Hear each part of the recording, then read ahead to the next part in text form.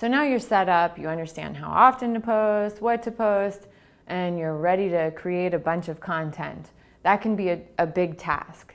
So finding sources to help you develop that content is important.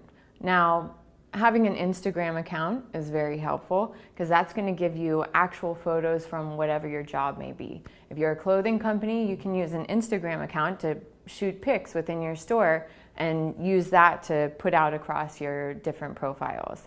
Adding in some photos along with written content is great, a great way to mix it up. You can also use YouTube. So if you're on YouTube, that's wonderful, and you can create your own videos, but that can take a lot of work.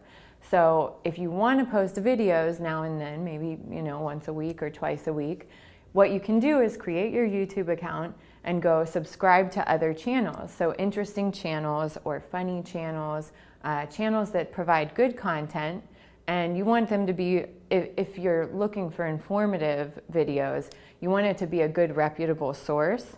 But following those channels and then just sharing the videos that you think are the most beneficial to your audience. Another option is sharing events. So whether it's an event that you're putting on or an event that's going on in your area, that can be another way to just develop content. So maybe one event a week or one event a month, depending on what you're doing.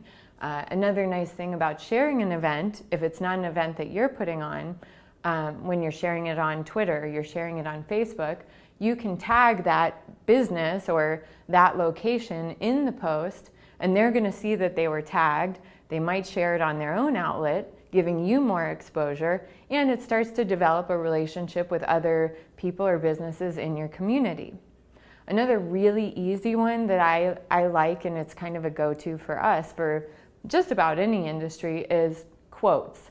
So whether it's an inspirational quote, a quote on being healthy, a funny quote, you can find quotes on anything, any industry that you're in, just searching quotes. And I recommend, if it has the author of the quote, put the author in there. Don't take a quote and just put it out there as your own statement and assume that people are going to know, it's a quote taken from somewhere. So if you go search, inspirational quotes and find a quote, put the author in as well. And that's a very simple way. I wouldn't do all quotes, but it mixes it up and it gives you more content. Another thing that you can do is retweet or share other people's content. Now with retweeting, like we just talked about with quotes, you don't want to retweet someone else's content and claim it as your own. So if you're retweeting, the capital R, capital T stands for retweeting, and I think that just pops up automatically when you hit retweet, but you don't want to retweet and act like you created that content yourself. And like sharing events, retweeting actually is developing a relationship with other influencers or your clients or potential customers. So if you have say there are particular clients you're going after and you're following them on Twitter and you see that they posted something great, go ahead and retweet them. They get a notice that you retweeted them, and as you do that over time, it starts to help them recognize that your company is noticing their company, and it can build a potential relationship there. You can also share other companies' information on Facebook, and that's another way where when you share it, you're building that loyalty and that relationship there as well.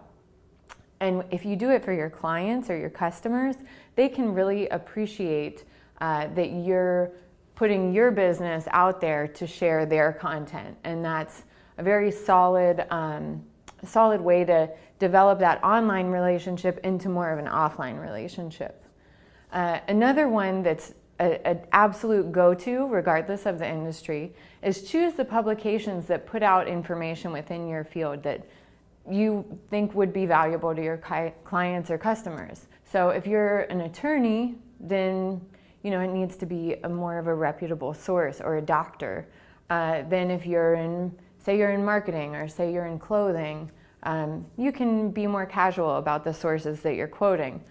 If you're a doctor and you're quoting a health article from Wikipedia, that's a problem. So you really need to make sure that think about what type of content you're putting out, how important is it that it's 100% factual, and then you can quote or pass on articles from good sources.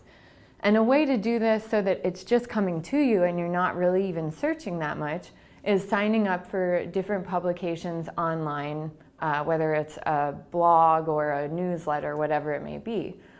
For example, I get the LA Times, I get the Wall Street Journal, I get NPR's most commonly shared articles, all come right to my email box.